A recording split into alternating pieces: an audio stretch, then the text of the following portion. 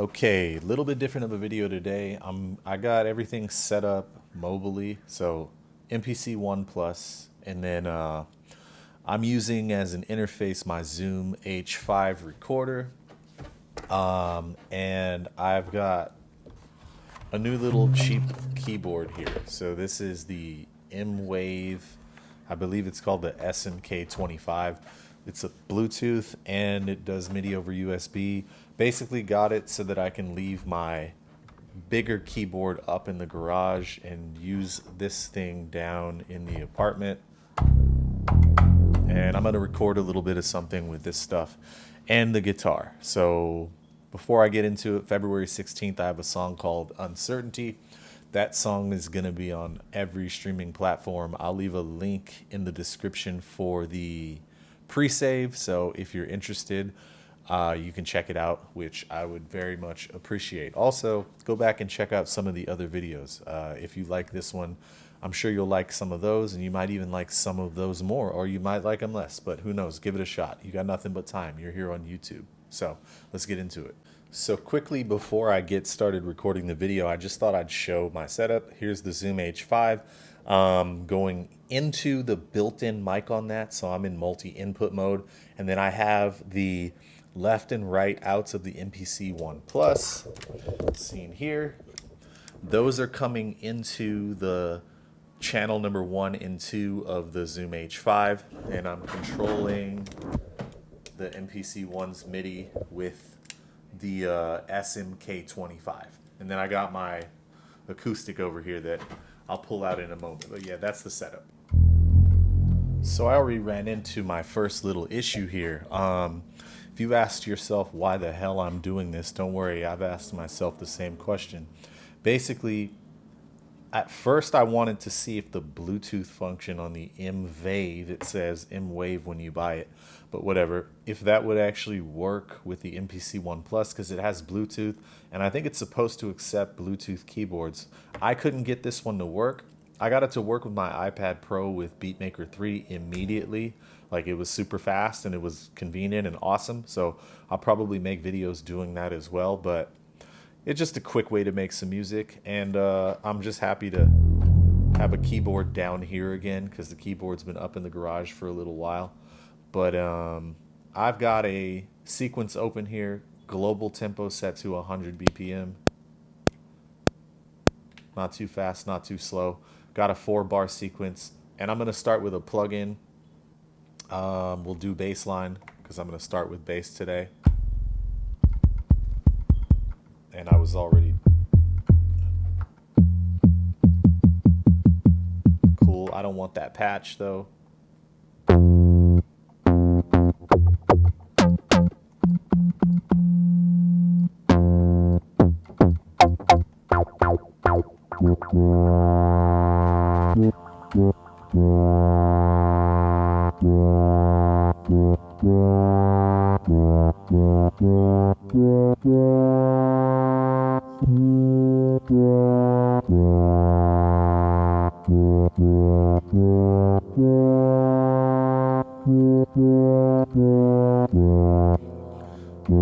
See if I go down an octave. Yep. Mini keys are a trip. I got big sausage fingers. My finger's almost as wide as the key. So yeah, my thumb, it's hard as hell to use my thumb.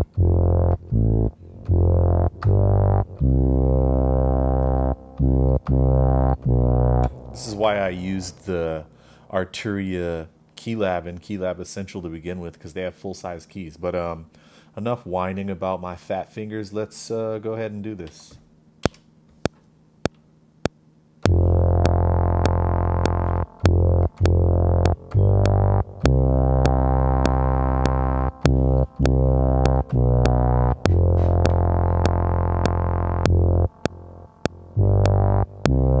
I have no idea why that happened.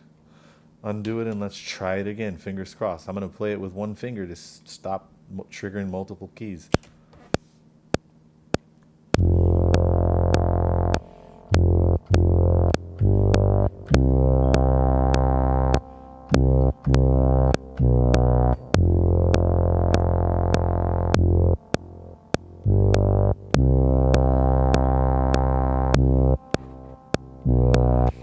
it's the quick presses. I can't do those, so I have to rethink my rhythm real quick. So that maybe I'll do.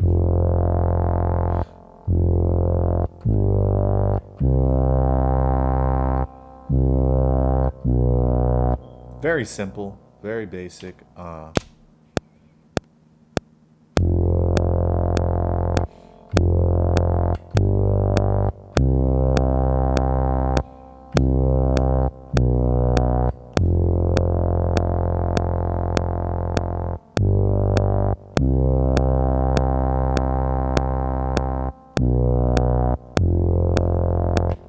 Well, it's not what I actually played, but it works out, so I'll take it. Whatever. Make another track, add another plugin. Not going to use the tube synth for this one, obviously. Let's see what else we got. Let's use the Jura.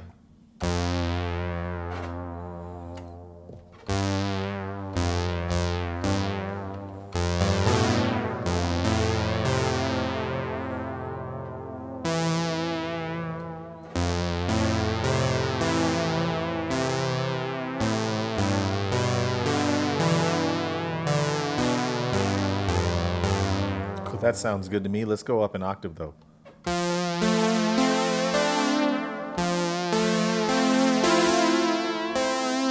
Okay, let me mess with the quantization. Maybe it's that. I'm going to put it on a 30-second and we're going to see. Let's try something a little bit more simple.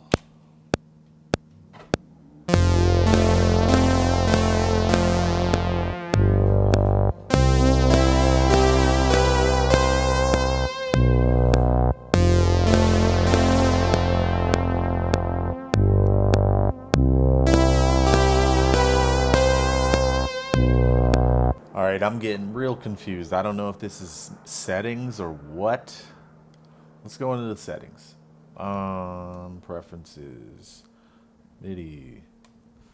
Okay. Input port. I don't see anything out of the ordinary. All right, let's just go back and let's hope.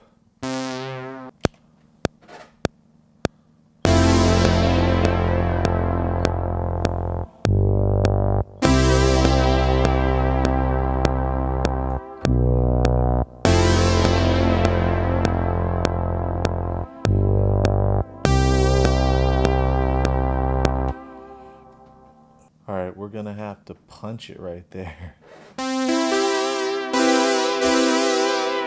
Okay.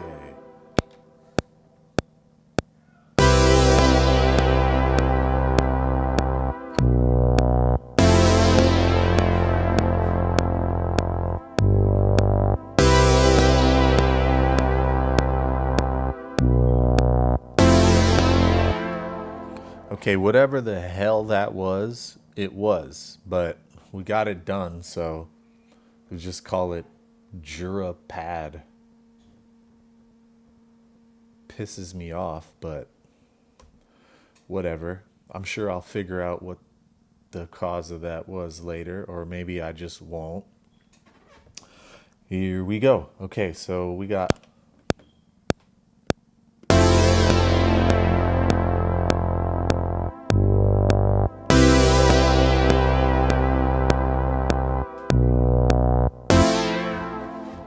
So I guess it's time to start laying down some drums. Going to add another track. And this one's not going to be a plugin. Okay, back, and I got my drums laid out. It's their Sample from Mars drums. There's some crazy...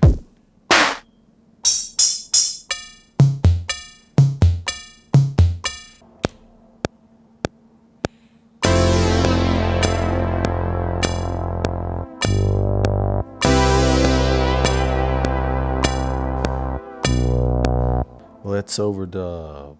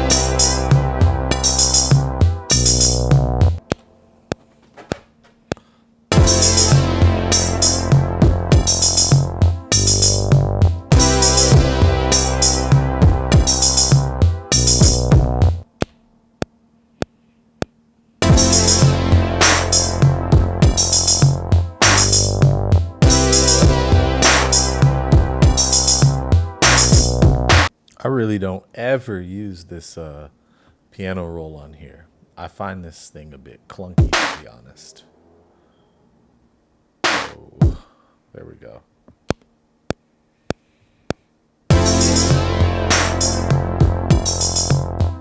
Okay, listen to it one more time. I didn't even get around to using the guitar because,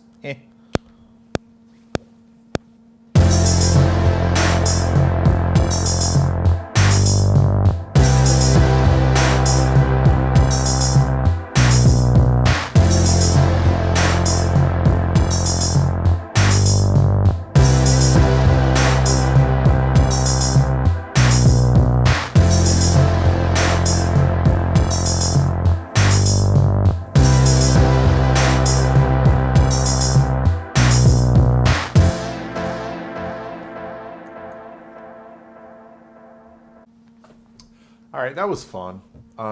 If not wholly eventful, I enjoy the process. I didn't enjoy what was going on with. It's almost like there was like chokes on the keys. So like I was trying to play the melodic runs that I thought of, and for some reason it would play. So the MPC One Plus was taking the input of this M-Wave, M-VAVE keyboard. When I struck a key, the sound that I triggered would trigger. When I recorded, the melodies sounded right, and then when I went to play them back, there'd be parts of it that were just chopped out completely. So I'm not sure why that's happened. I know it's not a keyboard problem because that's actually happened before. I guess it's just the patches that I chose. But yeah, it sounded all right. It was fun. And really, I just wanted to kind of mess with this setup. Like, little tiny keyboard here.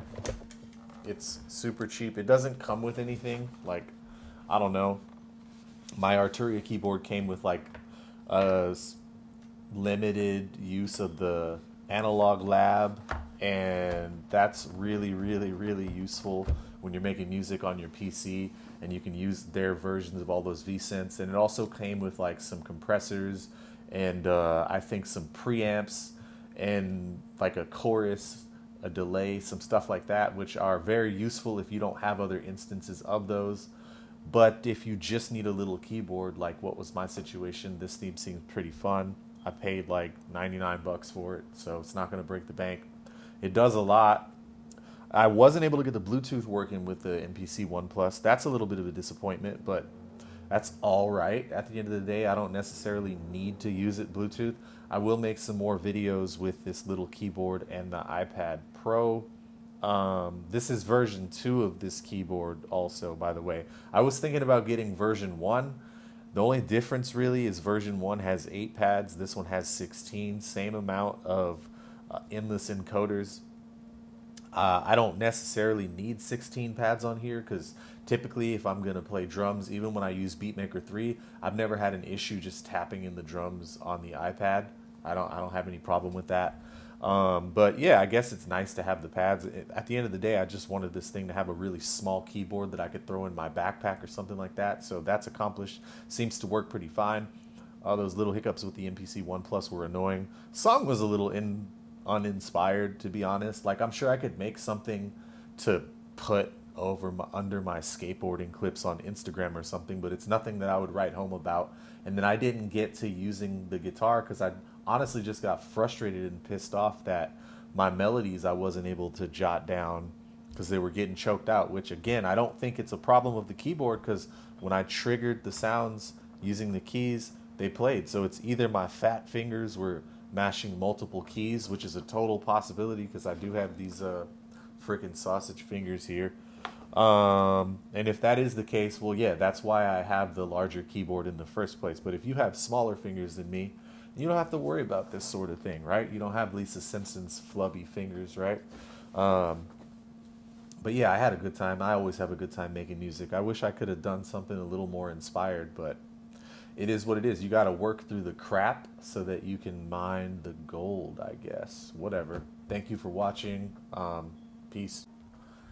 So I'm back because I'm blowing it today. There's one more thing that I wanted to mention to you guys. I was not plugged into wall power the whole time that I was making this video. I was actually using the MyVolts ripcord here and this gigantic RAV power brick that I've had this power brick for a long time.